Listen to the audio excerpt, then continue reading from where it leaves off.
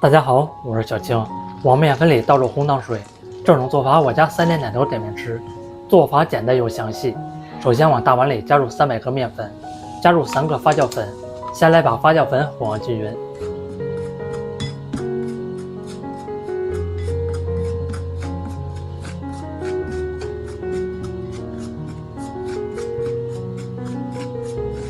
小碗里加入30克红糖，再倒入300克开水。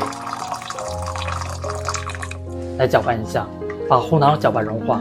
我每天都会分享一道家常美食食谱，感謝您在影片下方为我點個讚及訂閱支持一下，非常感謝您。紅糖水放置溫熱，倒入在面粉裡，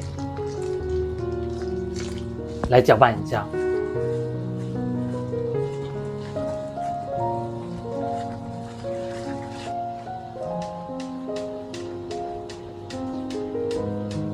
一直攪成稍微濃稠一點的麵糊就行，蓋上蓋子想法2倍大。準備幾個紅棗，先去除棗殼，剪成細絲，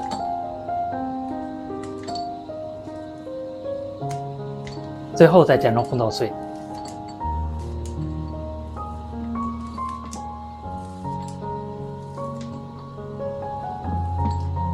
現在的麵已經發好了，裡面都是蜘蛛網狀。再倒入紅棗碎，把紅棗攪拌均勻，順便排一下麵糊裡面的空氣。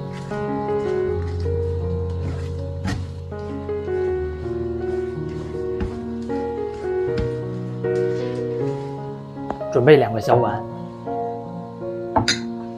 往每個小碗裡噴一層食用油，再刷均勻。放入麵糊，每個小碗裡放入6分滿就行。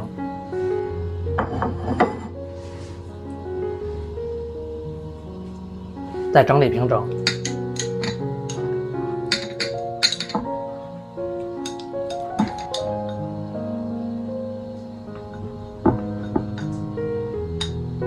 放入蒸鍋裡，先不要開火，醒發10分鐘。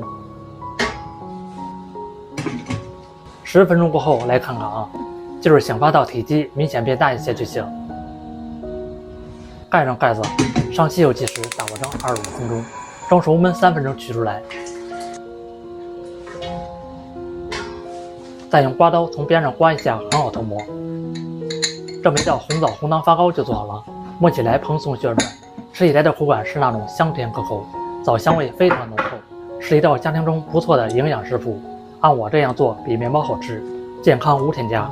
喜歡吃就趕快收藏起來試吧。感謝您的訂閱支持，我們下期食譜再見。